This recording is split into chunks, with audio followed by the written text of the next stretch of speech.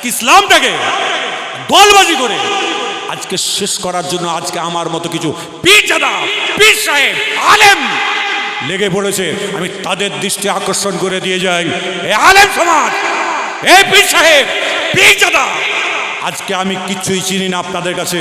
আমি একটাই জিনিস চিনি, আল্লাহর কোরআন হাদিসকে আমি চিনি। ইজমা এবং কিয়াসের মধ্যে, এই আপনার ডাইসের মধ্যে যদি আপনি পড়ে থাকেন, আপনাকে মেনে নেব অন্তর থেকে, কলব থেকে, হৃদয় থেকে। আর যদিও এই ডাইসের মধ্যে না পড়েন, আপনার মতো পীরজাদাকে সব সাহেব মানি না, পীর সাহেবকে আমি মানি না। আমরা যদি এক হই, আমরা কোরআন হাদিস ইজমা কিয়াসের মানুষ, আমরা এক। আমাদের ভ্রাতৃত্ব, আমাদের ভালোবাসা একটা জায়গায় থাকবে। খবরদার এই ভ্রাতৃত্বটাকে যারা ভাঙতে আসবে, তাদের হাত নয়, তাদের পা নয়, তাদের ঘর আমরা গুড়িয়ে দেবো একদম, সে যেই হোক না কেন। জামিয়া রহমানিয়ার দ্বিতীয় রজনীর শেষ লগ্নে এসে হাজির হয়েছি। জামিয়া রহমানিয়ার ডাইরেক্টর সাহেব আছেন, আমাদের মুরব্বী বয়োজ্যেষ্ঠ জনাব পীর আব্দুল কাইয়ুম সাহেব মাদ্দাজুল আলী, এবং এত সময় ধরে যিনি এই সুন্দর পরিবেশকে তৈরি করে প্রত্যেকের বক্তাদের কাছে তুলে দিচ্ছেন, তিনি হলেন আমারই ভাই জনাব হযরত মাওলানা মুফতি আব্দুল মতিন সাহেব হুজুর, এবং এই জামিয়া রহমানিয়ার সেক্রেটারি, প্রেসিডেন্ট থেকে শুরু করে, সদস্য থেকে শুরু করে, ইউটিউবার থেকে শুরু করে যত ভক্তবৃন্দরা এখানে এসছেন, এবং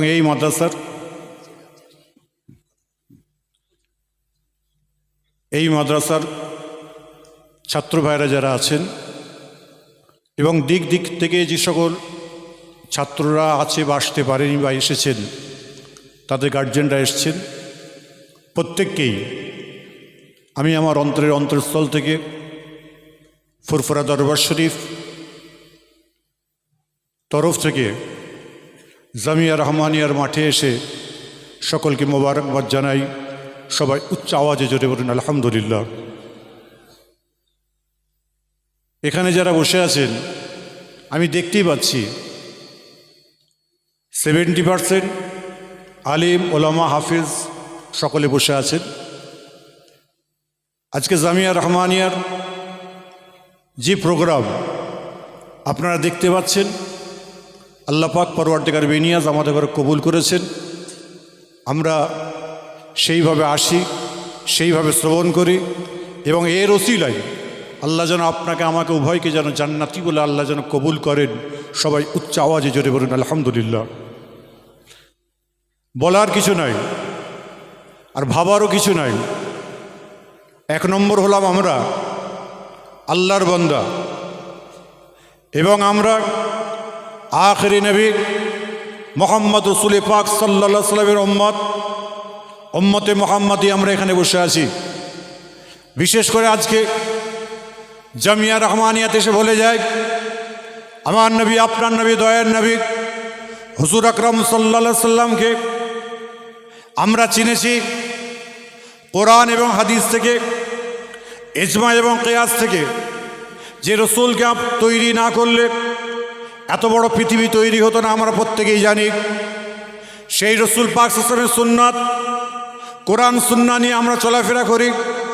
বিশেষ করে আজকে যারা আমরা এখানে বসে আছি, আমার নবী, আপনার নবী, দয়ার নবী হুজুর আকরাম সাল্লাল্লাহু আলাইহি ওয়াসাল্লাম, তিনি জীবনে কোনো দিন বাচ্চা বয়স থেকে কোনো দিন ঝগড়া চাইনি, মারামারি চাইনি, দ্বন্দ্ব চাইনি, ফিতনা চাইনি। আমার নবী, আপনার নবী, দয়ার নবী হুজুর আকরাম সাল্লাল্লাহু আলাইহি ওয়াসাল্লাম যখন বাল্য বয়স, আপনাদের ইতিহাস প্রত্যেকের জানা আছে। আমার রসুল পাক সাল্লাল্লাহু আলাইহি ওয়াসাল্লামের দরবারে এমন সময় আমার রসুল পাকের কাছে রসুল পাক চাচা, তিনি একদিন একটা বিরাট বড় একটা আল্লাহর বাইতুল্লাহ ঘরের হাজির আসওয়াদ পাথরকে নিয়ে যে একটা সমস্যা ঘটেছিল আপনাদের প্রত্যেকে জানা আছে। সেই সমস্যাকে যখন নিয়ে তারা যখন চারটে গোষ্ঠীর মধ্যে কন্দল হবে, মারপিট হবে, দ্বন্দ্ব হবে, এমন সময় তারা চিৎকার করে, এমন সময় রসুল পাশর চাচা বলেছিল, আজকে আমরা মারপিট করব, ঠিক কথা, যে দল জিতবে সে আজকে হাজরে আসওয়াদ পাথরটাকে ওই জায়গায় নিয়ে রাখবে, ঠিক কথাই। কিন্তু আমার একটা ভাইপো আছে, তার নাম হলো মোহাম্মদ ইবনে আব্দুল্লাহ, তার চিন্তা ভাবনা হলো খুব ভালো। আমার রসুল পাক সাল্লাল্লাহু আলাইহি ওয়াসাল্লামের দরবারে গেলেন, আমার রসুল পাকের দরবারে গিয়ে, আমার রসুল পাকের কাছে গিয়ে এমন সময় বললে, ভাইপো মোহাম্মদ আমি তোমার কাছে আসলাম। সঙ্গে সঙ্গে বললেন, চাচা এই বলে আমাকে লজ্জা দেবেন না। বলে কেন?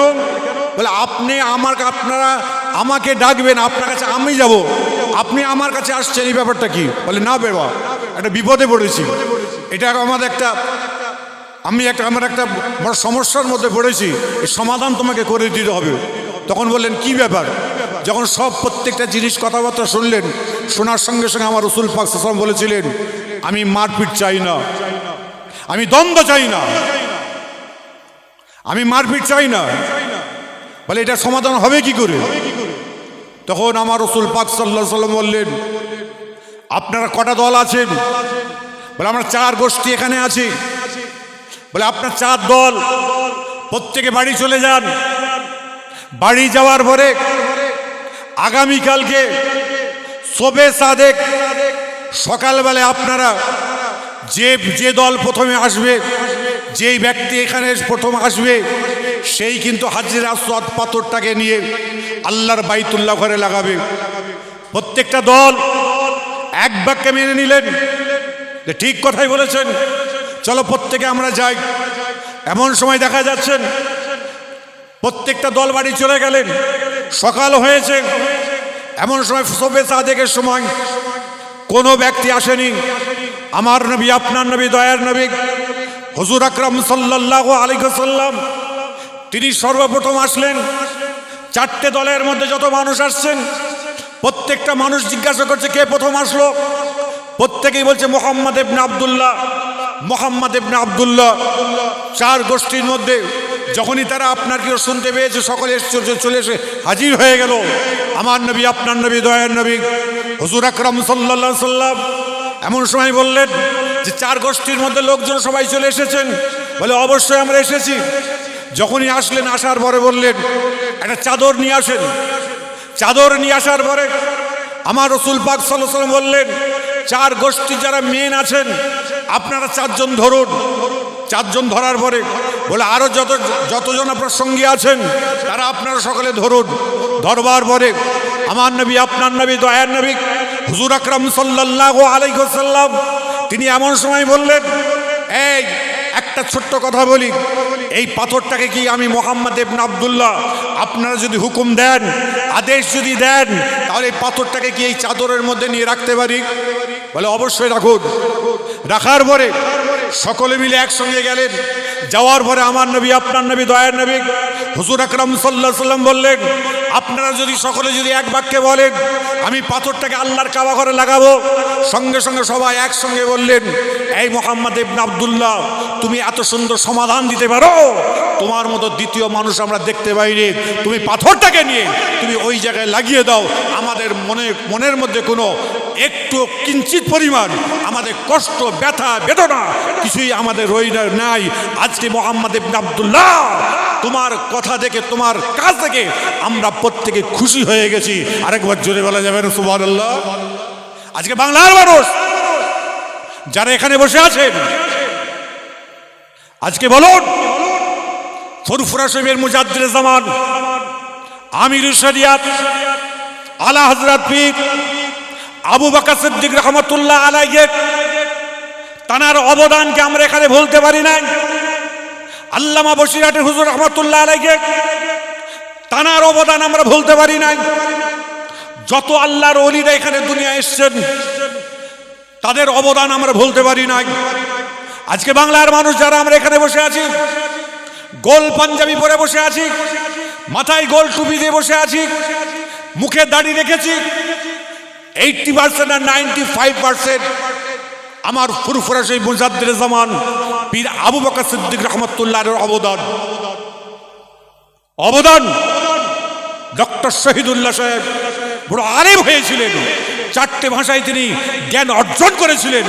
ফুরফুরার বীর আবু বকর সিদ্দিক রহমতুল্লাহ আলাইহির কাছে গিয়ে শরিয়াতের শিক্ষা পেয়ে আধ্যাত্মিকতা তিনি তৈরি করে এলমে বাতিনি শিক্ষাকে তিনি আগিয়ে নিয়েছিলেন। আজকে এইভাবে আল্লামা হিন্দ হুজুর রহমতুল্লাহ থেকে শুরু করে পানিগোবরা হাফেজ সাহেব হুজুর থেকে শুরু করে যত বড় বড় মনীষীরা ছিলেন, যত বড় বড় আলেমরা ছিলেন, তারা কিন্তু ফুরফুরা বীর আবু বকর সিদ্দিক রহমতুল্লাহ আলাইহিকে তারা কিন্তু একভাবে দেখেছেন, এইভাবে রাস্তা দেখিয়েছেন, সেই রাস্তা ধরে গেছেন। আজকে চিন্তা করতে পারেন, আসামের মুখে মুজাদ্দিদে জামান দাদা হুজুর কেবলা রহমতুল্লাহ আলাইহি আছেন, আল্লামা হিন্দ বসিরহাটে আল্লামা হুজুর রহমতুল্লাহ আলাইহি রয়েছেন, আল্লামা নেসারউদ্দিন সাহেব হুজুর রহমতুল্লাহ রয়েছেন। গরুর গাড়ি করে ইসলাম প্রচার করার জন্য এমন সময় মুজাদ্দিদে জামান দাদা হুজুর কেবলা যাচ্ছেন। সন্ধ্যা হয়ে গেছে, মাগরিব হয়ে গেছে, মাগরিবের নামাজের পরে যাচ্ছেন, অন্ধকার হয়ে গেছে। এমন সময় মোষের গাড়ি যিনি চালান, মোষের গাড়ি গাড়োয়ান, সে বলছে হুজুর সামনে পোকা আছে, আমি যাব না, সামনে পোকা আছে, আমি যাব না। তখন মুজাদ্দিদে জামান পীর আবু বকর সিদ্দিক রহমতুল্লাহ আলাইহি আল্লামা হিন্দ হুজুরকে বললেন, নেসারউদ্দিন সাহেব হুজুরকে বললেন, কি ব্যাপার, পোকাটার মানের অর্থ কি একটু জানুন।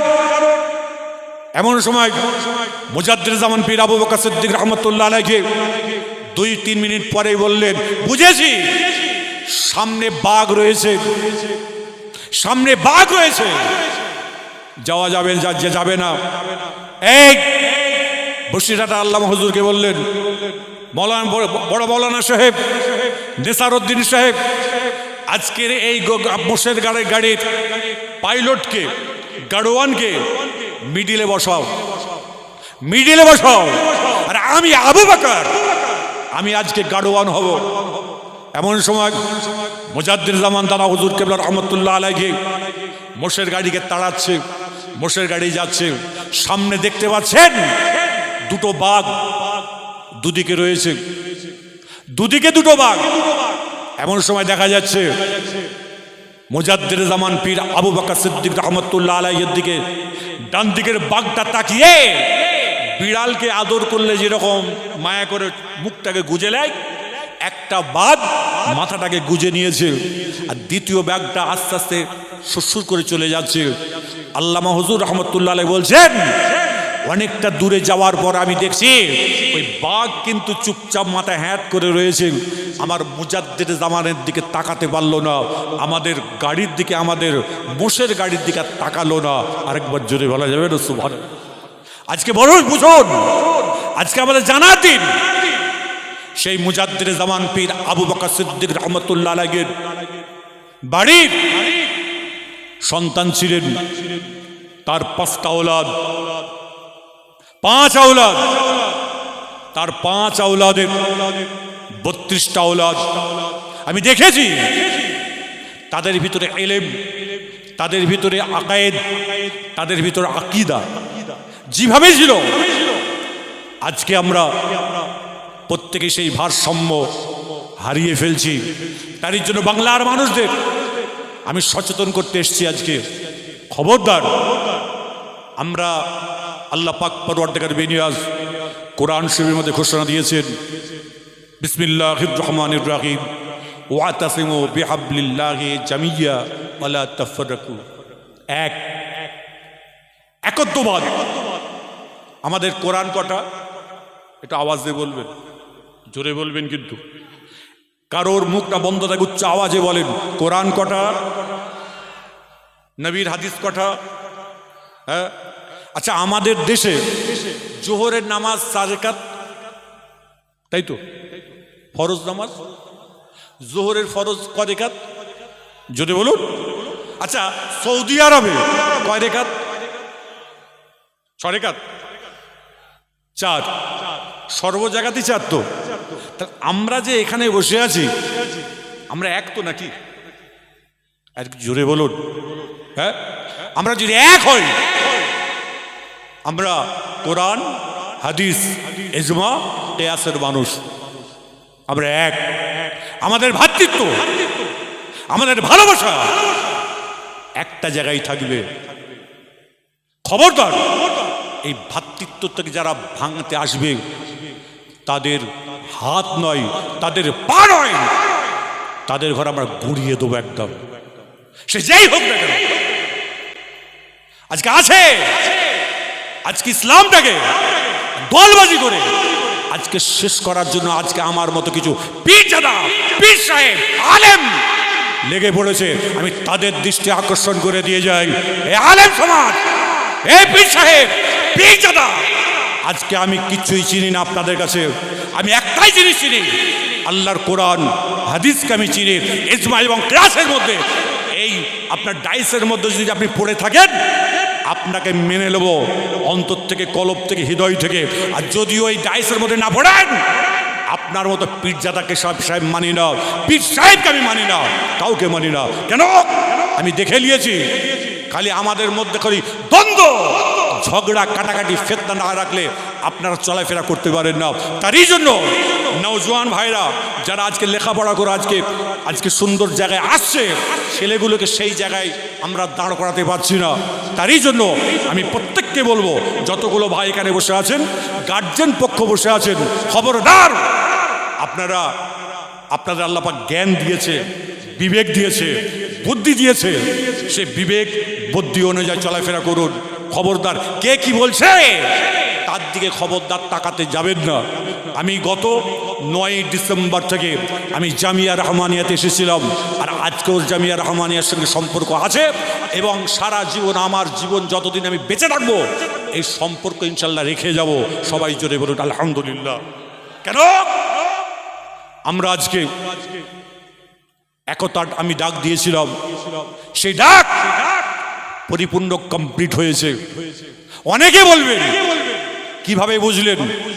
মনের একতা হলো সব থেকে বড় একতা, অন্তরের একতা হলো সবচেয়ে বড় একতা। আজকে আপনারা যারা এখানে আছেন, খবরদার দল বল নির্বিশেষে এক হয়ে, এবং জামিয়া রহমানিয়া এবং অল ইন্ডিয়া সুন্নতুল জামায়াতের যত সদস্যরা আছেন, আমি তাদের দৃষ্টি আকর্ষণ করব, রসুল পাক সাল্লাল্লাহু আলাইহি সাল্লামের আদর্শ নীতি নিয়ে চলাফেরা করুন। এবং আপনার যে কোনো সমস্যা হোক, ফুরফুরা শরীফে ছুটতে হবে না, ফুরফুরা শরীফে। আপনি আমাদের বয়োজ্যেষ্ঠ মুফতি সাহেব হুজুর আছেন, তানার কাছে বসে আপনার নিজের মনের সমস্যা, আপনার ইচ্ছাগুলো, যেগুলো আপনার প্রয়োজন আছে, আমার ক্ষুদ্র জ্ঞানে, আমি একজন ছোট মানুষ, ক্ষুদ্র মানুষ, আমার ক্ষুদ্র জ্ঞানে আমি বুঝে নিয়েছি, মুফতি সাহেব হুজুরের কাছে আপনি যদি বসেন, শরীয়ত থেকে শুরু করে, কোরআন থেকে শুরু করে, ইজমা থেকে শুরু করে, কিয়াস থেকে শুরু করে, যে কোনো মাসলা মাসাইল আপনি তানার কাছে বসলেই কিন্তু পাবেন। কেন? আল্লাহ পাক তানাকে সেই যোগ্যতা দান করেছেন, এবং আল্লাহ পাক তানার হায়াতকে দারাজ করুক। সবাই জোরে বলুন আলহামদুলিল্লাহ। আরেকটু আনন্দের সঙ্গে জোরে বলা যাবেন আলহামদুলিল্লাহ। তিনি দিনকে দিন, রাতকে রাত কি কষ্ট করে। আজকে আমি এসেই জিজ্ঞাসা করলাম, ঘুমিয়েছেন? বলে হুজুর 2 ঘন্টা ঘুমিয়েছি। চিন্তা করেছেন? কমপক্ষে একটা মানুষের 8 ঘন্টা 9 ঘন্টা ঘুম না হলে শরীর অসুস্থ, বিমার। তিনি আজকে কি করছে, কেন করছেন? একটাই কারণ, ইসলাম যেন টিকে থাকে, শরীয়ত যেন টিকে থাকে, আকায়েদ যেন টিকে থাকে, আকীদা যেন টিকে থাকে, এবং আমরা যে আহলে সুন্নতুল জামাতের মানুষ, আমাদের ঘরে কেউ না যেন আঘাত করতে পারে। আজকে আমি বুঝতে পারছি, ফুরফুরা শরীফের টাইটেল মাদ্রাসার মুহাদ্দিস সাহেব ছিলেন মাওলানা আবুল কাসেম সিদ্দিকী রহমাতুল্লাহ আলাইহি। তিনি দুনিয়া থেকে চলে গেছেন প্রায় 2-2.5 বছর হলো। আজকে আপনাদের জামিয়াতে এসে আমি আজকে বাই ক্যামেরা বলে যাচ্ছি, যদি কারোর কোনো মাসলা, কোনো ফতোয়ার প্রয়োজন হয়, এদিক ওদিক অনেক সময় বলেন ফুরফুরা মাদ্রাসায় যাই, ফতোয়াটা নিয়ে আসি। আজকে বাই ক্যামেরা সর্ব জায়গার মানুষ শুনতে পাচ্ছেন। আমি প্রত্যেককেই বলবো, এদিক ওদিক না গিয়ে জামিয়া রহমানিয়াতে এসে মুফতি সাহেব হুজুরের কাছে ফতোয়া ফেলে দেন, উনি সঠিক উত্তরটা দিয়ে দেবেন। আরেকবার জোরে বলা যাবে না সুবহানাল্লাহ। ফুরফুরা মাদ্রাসার এখন ফতোয়া নিতে গেলে অনেক আলেম ওলামারা আছেন, এ বলে হ্যাঁ, ও বলে না, ও বলে ঠিক, ও বলে ঠিক, একদম নয়। পরিপূর্ণভাবে আজকে আপনাদের কাছে আমি স্বজ্ঞানে স্বইচ্ছাই বলে গেলাম, ফতোয়াগুলোকে সারা শরিয়াত অনুযায়ী চলবার জন্য অবশ্যই মুফতি সাহেব হুজুর তিনি যেভাবে বলবেন সেইভাবে চলার চেষ্টা করবেন। কেন? কোন মানুষের ভেতরে কি জিনিসটা কাজ করে সেটা কিন্তু মানুষের মুখ দেখলে চেনা যায়, মুখ দেখলে চেনা যায়। তারই জন্য খবরদার, মারপিট নয়, দ্বন্দ্ব নয়, ঝগড়া নয়, কাটাকাটি নয়। আমরা কি ফুরফুরা শরীফ মুজাদ্দিদ জামান দাদা হুজুর কিবলাকে মানি তো নাকি গো? আরে জোরে বলেন, হাতটা তুলে দেখাবেন একটুখানি, প্রত্যেকে হাতটা তুলে দেখাবেন। মুজাদ্দিদ জামানকে মানি, তার 5টা আওলাদকে মানেন না? আরে জোরে বলুন। শোনেন, মুজাদ্দিদ জামান দাদা হুজুর কিবলা রহমাতুল্লাহ আলাইহি, তাকে আপনাকে কলজে দিয়ে মারি, তার 5 আওলাদকে কলজে দিয়ে মারি। যারা বড় বড় আলেম ছিলেন, জান্নেওয়ালা ছিলেন, তারা আজকে আর দুনিয়াতে নাই। আজকাল কিছু পীরজাদা বেরিয়েছে, গাল গাম, মুখের ভাষা জ্ঞান নেই, সেইভাবে তারা চলাফেরা করে। খবরদার, ওই রকম পীর সাহেব পীরজাদার দিকে তাকাবেন না, তাকালে আপনার আমার মনে হয় কবিরা গুনাহ হতে পারে। যদি ভুল হয় দাঁড়িয়ে প্রতিবাদ করুন। বাপের বেটা যদি কে থাকো, ভাই ক্যামেরা বলে যাচ্ছে, আমি কাউকে ভয় করি না, আমার আল্লাহকে ছাড়া। মুখে খালি হই হই করলে হবে? হ্যাঁ, ফতোয়ার কি জানেন আপনি? হ্যাঁ, ইসলামের কি জানেন? ইসলামে কোরআনের কি জানেন?